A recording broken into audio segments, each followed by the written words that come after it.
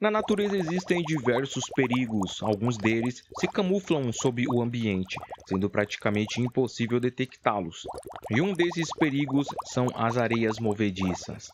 Mas não sai daí não, assiste até o final que neste vídeo vamos estar falando tudo sobre areia movediça, quais tipos existem e como agir em uma situação de perigo neste ambiente.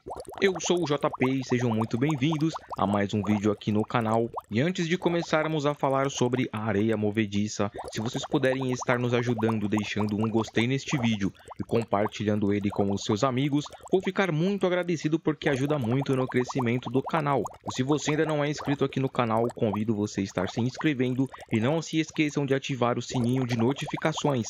Assim, toda vez que um novo vídeo for postado, vocês vão receber a notificação do vídeo.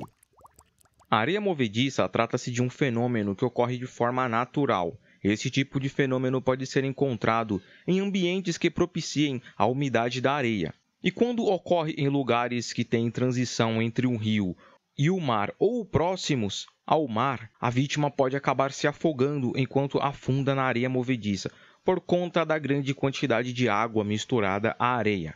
A areia em estado normal é considerada totalmente segura. Mesmo que esta areia esteja umedecida, ela pode fornecer uma camada sólida para a circulação tanto de pessoas como de veículos. Isto ocorre porque a areia é formada por um conjunto de partículas. Estas partículas são grãos de origem mineral, divididos em grânulos ou granitos.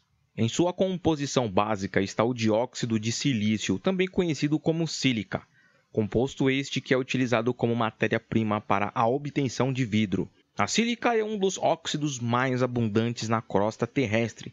Geralmente é encontrada em forma de pedra, quartzo e areia. Os grânulos de areia possuem de 0,063 a 2 milímetros. Estes grânulos são classificados segundo a NBR 721183 de acordo com as suas dimensões. Os grãos entre 0,06 mm e 0,2 mm são classificados como areia fina. Entre 0,2 e 0,6 mm, areia média, e entre 0,6 e 2 mm compõem a areia grossa. Esta classificação é importante para a pesquisa e para a produção de produtos que sejam derivados da areia, pois dependendo do tipo de areia que está sendo utilizada, o resultado da pesquisa ou do material a ser utilizado também será diferente. O solo arenoso é composto em sua maior parte por areia, cerca de 70%.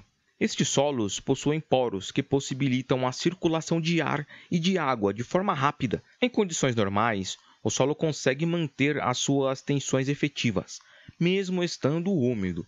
Estas tensões efetivas são responsáveis por controlar as características de deformação e resistência dos solos. Os solos seguros possuem uma capacidade de deformação e resistência propícias para não representar o risco de não conseguir reter algo que se assente em sua superfície. Já os solos denominados como areia movediça estão mais propícios a se deformarem com maior facilidade e não possuem uma resistência efetiva alta a ponto de suportar algo nas primeiras camadas de areia. Quando uma pessoa entra em contato com um solo de areia movediça, ela provoca uma certa pressão, que faz com que os grânulos de areia se desloquem. Como a superfície se deforma com facilidade, faz com que a pessoa afunde em camadas cada vez mais profundas de areia, que pode ter centímetros ou metros de profundidade, dependendo do quão profundo é o terreno arenoso. O nome do fenômeno que ocorre quando estes grãos de areia se deslocam com o peso é cisalhamento, e consiste em deslocamentos provocados por forças agindo sobre um corpo em planos diferentes, ou seja, a areia ali presente se desloca em diversas direções, abrindo caminho para que ocorra mais deslocamentos até atingir um nível de estabilidade, onde as tensões sejam menos abrangentes. A areia movediça é formada por areia, argila e, na maioria dos casos, por água salgada. Após se combinarem, ficam em repouso. Com isto, estes materiais adquirem um aspecto viscoso e totalmente camuflados no ambiente.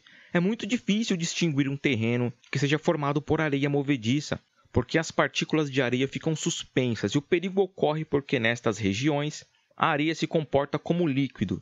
Basta uma pequena força aplicada sobre a superfície para que a pessoa ou o objeto sobre a superfície do conjunto comece a afundar. Embora seja muito fácil emergir em areia movediça, a força para poder sair precisa ser maior. Isto acontece porque nas camadas inferiores a areia está depositada de forma mais densa, que possui alta viscosidade. O problema é que ao começar a afundar, o indivíduo pode entrar em desespero ao perceber a força que precisa fazer ao tentar sair e ao tentar aplicar mais força na tentativa de sair daquela areia movediça, por conta de estar se mexendo de forma abrupta, acaba afundando mais. Ao enfrentar tal situação, é aconselhável que a pessoa mantenha a calma e procure fazer respirações longas, porém não de forma abrupta, de 3 a 10 repetições, para poder abaixar os níveis de adrenalina e se concentrar. Desta forma, chegará um momento em que a pessoa irá atingir um nível de areia, antes de emergir por completo, que seja mais denso do que o seu peso. Com isto, como as partículas de areia vão estar no lugar e não espalhadas abrindo mais caminho, a pessoa irá começar a boiar na areia movediça, o que dará tempo para ser resgatada. Na maioria dos casos, os locais apresentam camadas rasas, com areia movediça, o que não apresenta ameaça. São locais que a pessoa afunda até a região dos tornozelos, ou até a região da canela. Nestes casos, não precisa entrar em pânico, pois é fácil de sair do local. Mas também existem locais que podem apresentar certa profundidade, o suficiente para emergir uma pessoa por completo. Neste caso, o ideal é seguir o conselho, manter a calma e evitar movimentos bruscos, para poder deixar a areia se estabilizar. E além destes dois tipos de situações, pode ocorrer também de haver areia movediça em desertos, em locais longe de locais que contenham água. Neste caso, a areia movediça é seca, e embaixo das camadas de areia, ao invés de água e argila, existem compartimentos contendo ar, com uma região desprovida de qualquer material com resistência suficiente para suportar algum peso na superfície. Se for um local raso, não há perigo. Porém, neste caso, se for um local profundo, pode ser bem mais perigoso do que a areia movediça contendo água, porque não existem camadas mais densas de areia abaixo, e sim um local contendo ar, que é bem menos denso do que qualquer corpo sólido.